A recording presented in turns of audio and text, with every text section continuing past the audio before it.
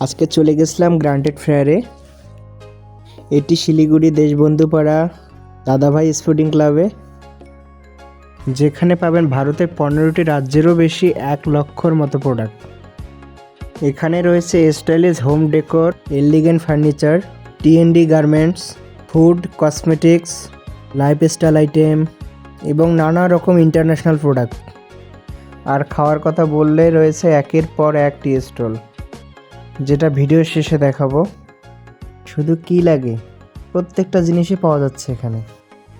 একের পর এক সব কিছু দেখালে তো ভিডিওটি অনেক বড় হয়ে যাবে, তাই সেভাবে বড় করিনি। তো চলো তাহলে আর কিছু প্রোডাক্ট দেখাবো তোমাদেরকে। কিছুক্ষণের জন্য একটু ভিডিওটি ফাস্ট করলাম। এদিকে রাধাকৃষ্ণ ফটো থেকে শোপিস সব কিছুই পাওয়া যাচ্ছে।